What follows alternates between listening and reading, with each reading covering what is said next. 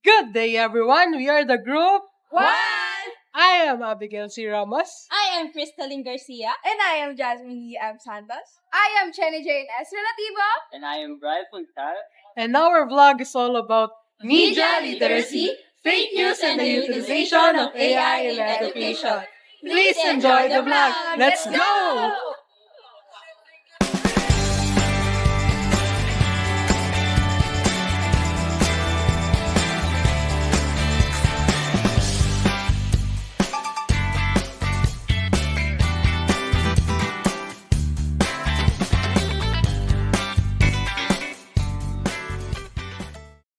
Guys, it's me, your best girl, Chenny. I'm at Buso Busos campus right now. Nakatapos na ng class namin, so I'm on my way to grab some lunch.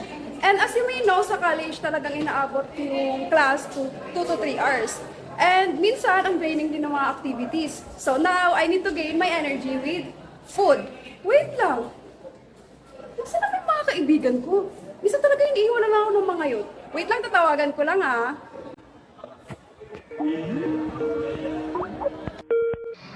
Hello! Mga be, nasa na ba kayo? Kanina ko pa kayo nahanap. Uy, nasa na ba kayo? Kakapasok ko lang ng SAK, sir. Wait, kakatapos ko lang magpaprint to. Eto na, kakatapos ko lang mag-retouch sa comfort room. Okay. Ito na, inaayos ko lang yung gamit ko. Papunta na ako. O sige, magkita na lang tayo sa tapat ng admin building ha. Okay, bye-bye. Bye guys! Nasaan na kaya yun? Ay, nandiyan na pala sila guys! Say hi to my vlog guys! Ayan, inuuna mo na naman yung vlog mo. Yung research project, bukas na yung pasahan. Meron ba? Yaan nyo na, i-chat GPT ko na lang yun mamaya. Uy, Jenny. Our research project natin ay about media literacy, fake news, and the utilization of AI in education. Eh, bawal ba? Nagkagamit ka na ChatGPT. Eh di pinapamukha mo lang na marami sa atin ang umaasa sa AI ngayon para makapag-comply. Guys, Diba, naririnig- watchers? That's true. And so, hindi reliable ng ChatGPT kasi kino-compile lang yung mga available sa internet. So, how sure are you na totoo lahat lang yun? Ay, bawal. Hiya ka naman dyan sa watchers. Uy, grabe kayo guys! Gumagamit ka na AI, Jenny. O hindi ah! Nagmamadali kasi, di ba? Samahan ka na lang namin gumawa sa library o kaya sa computer. Hanap tayo ng reliable resources online. Samahan niyo ako. O sige, let's go to the library. Mamaya samahan niyo ako. Pero, wait lang! Kumain muna tayo. Gusto niyo ba? Yes! Tara! Libre niya. Grabe, libre ko daw. Tama ba yun? Bye, vlog. Libre na. Bye! Vlog break! Hello, Edu Explorers! Are you still there? We have a challenge for you. Are you willing to participate? So we called it Honest Ka Ba Challenge. It is quite easy, to be honest. You just have to answer the question, have you ever used AI technology to support your education? Why or why not? Let us know your experience by commenting below. We will be waiting for your responses, mga watchers. Use the format, honest ako, nakagamit or never ako nakagamit ng AI dahil, insert experiences. Then put the hashtag HonestEduExplorer ako. Oh, hello there, EduExplorers! As an education student, my day often involves making assignments, attending classes, and practically preparing for my future career as a teacher. Though I have this problem, we live in a digital age where the information flows uncontrollably. With this, we don't know if this information are true or not. Good thing I have here my friend. Come. So this is Crystalline, and she will be discuss the issue even further. Hello, Edu Explorers! Crystalline Garcia at your service. Now, let us discuss the issue of fake news and education.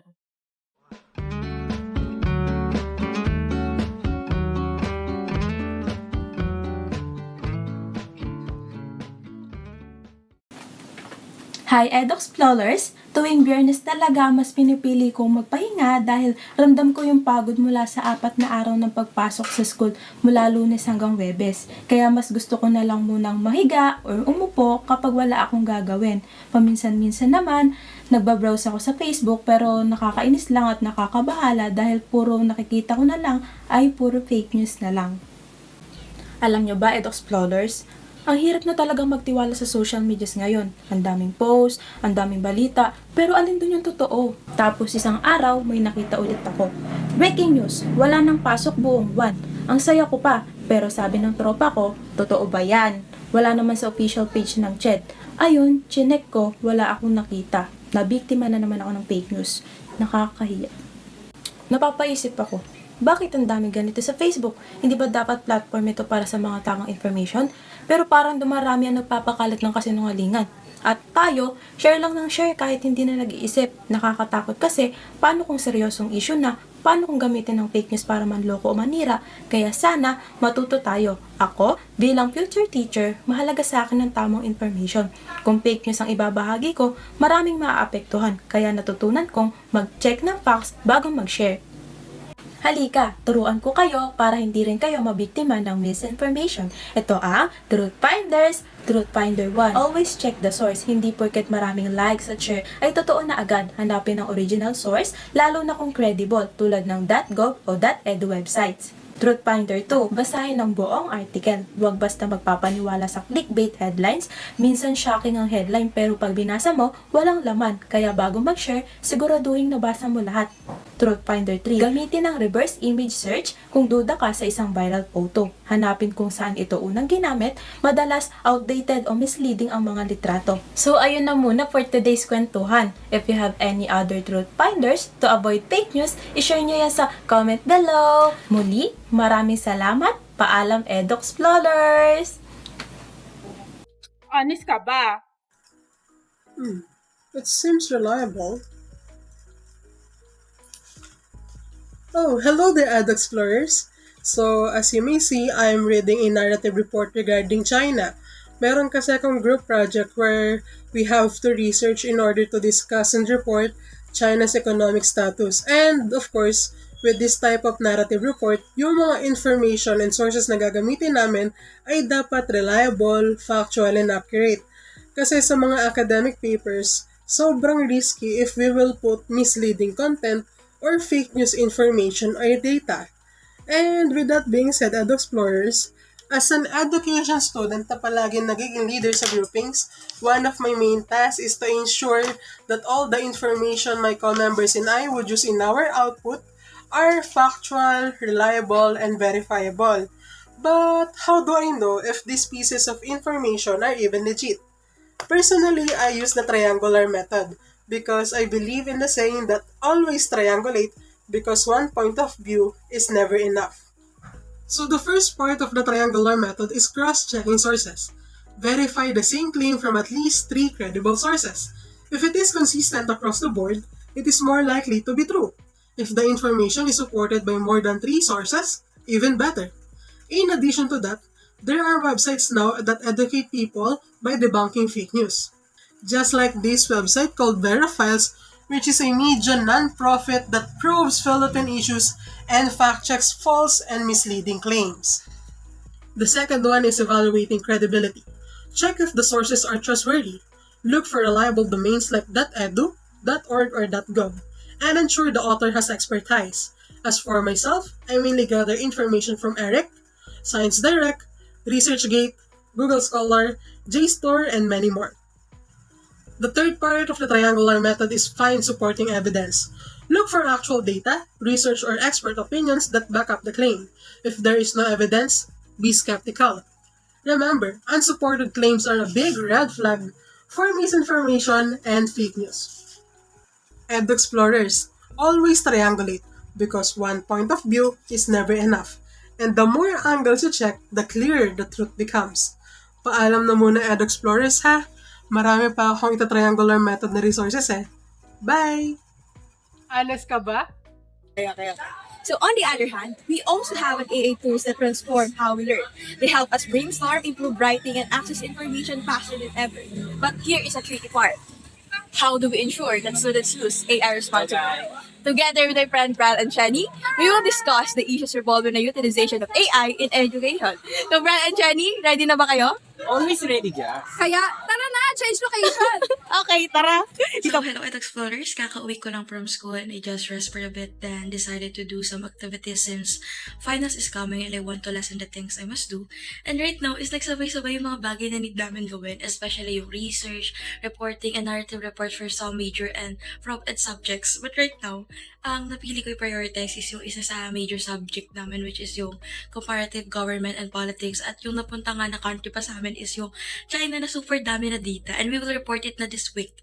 So, samahan niyo ako to research and to gather information about the government structure of China's country. So, since may konti pa naman akong time para makipagchikahan sa inyo, sige, I'll explain the difference of these two amazing AI tools para alam niyo din. Pero, dun na tayo sa study area para mas okay. So, ChatGPT and Microsoft Copilot are both super helpful, but they have different strengths and weaknesses. So, if you want to know it, continue watching this vlog. So, let's first define their function. So, in ChatGPT is great for content creation, explaining concepts. It helps with essays, scripts, and simplifying hard to understand topics. Kung nahihirapan ka intindihin yung mga inaaral mo, is pwede mo siyang ipa-explain sa kanya and matik bibigyan ka na niya ng straight to the point explanation sa hiningi mo. Basta ang dapat lang is when you use ChatGPT is magaling ka talagang mag-utos kasi AI itong uutosan natin. So, dapat detail yung mga bagay na inuutos mo sa kanya. So, sample nga tayo. Guys, so nakita nyo. So, ang bakit lang dito kay ChatGPT is when it comes sa references niya is hindi kanya binibigyan ng link all the time. Pero minsan is nakagamit ako is nagbibigyan naman siya ng link pero dito is wala.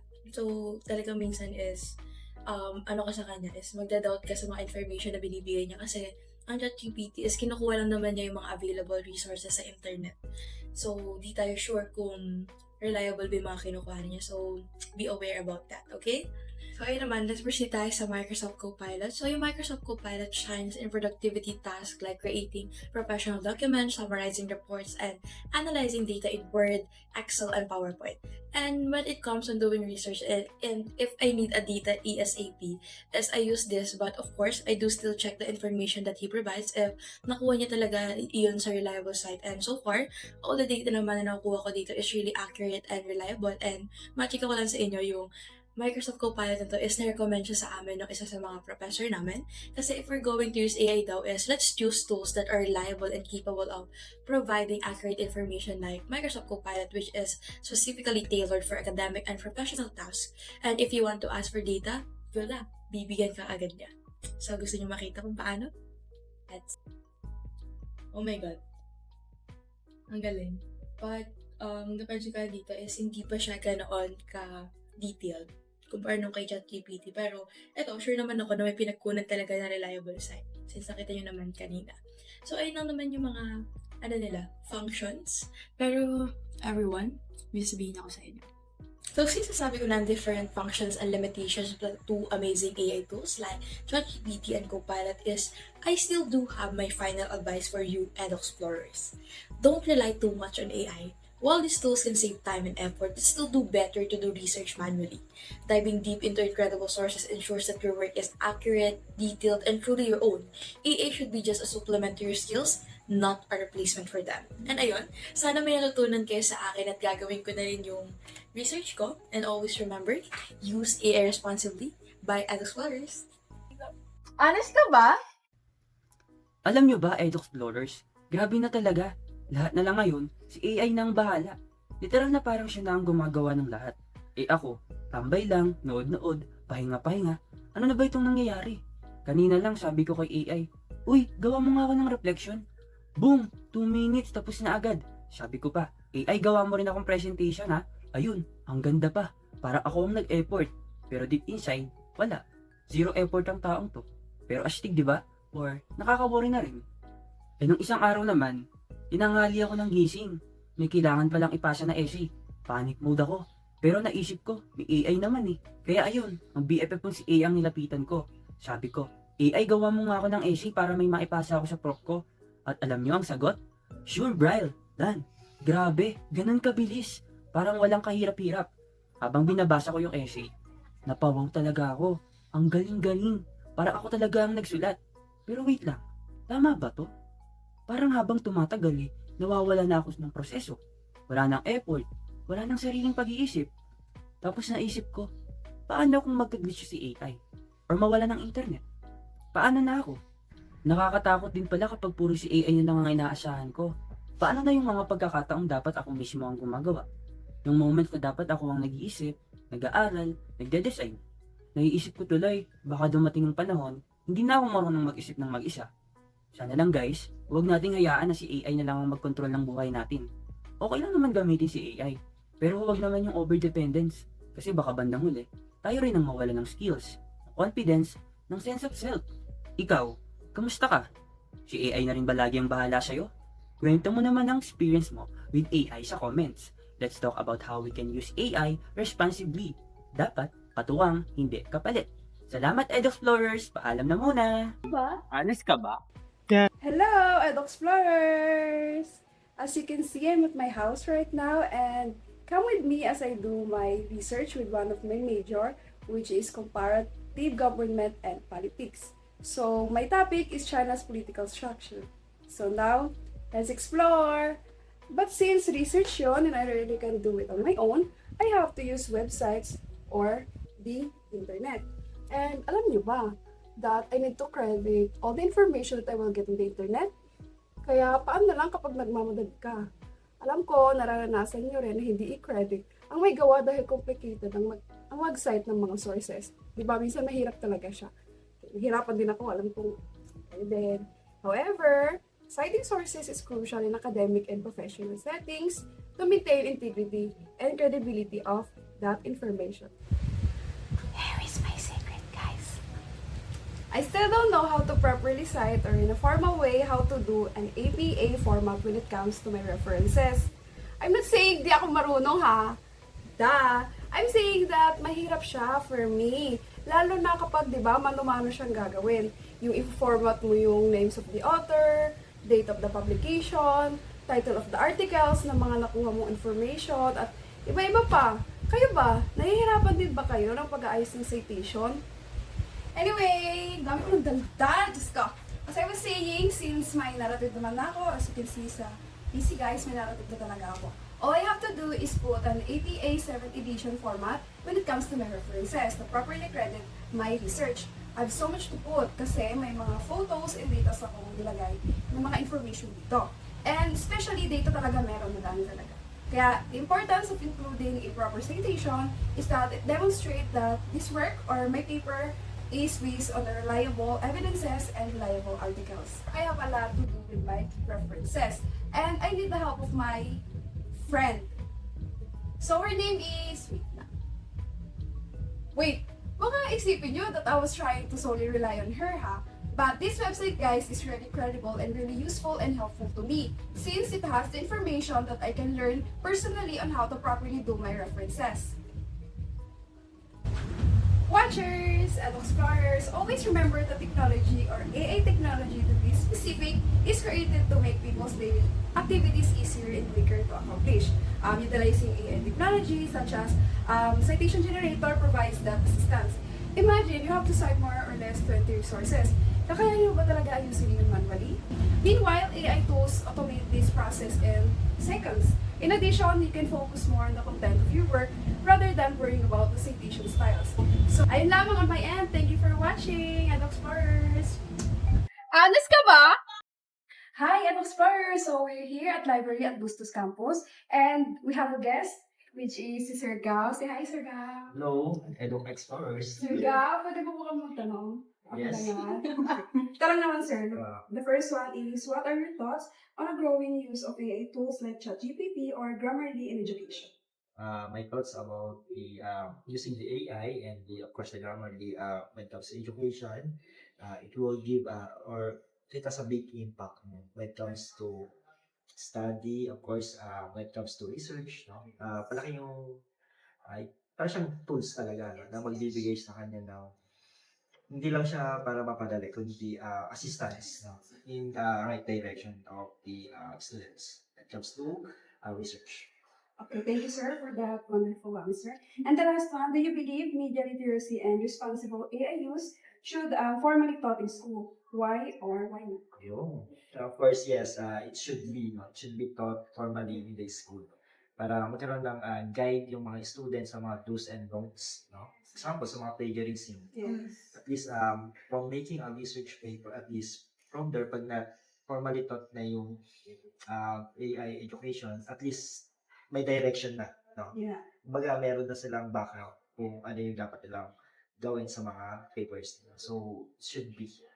Ay, thank you, sir, sa pagsagot. Thank you po.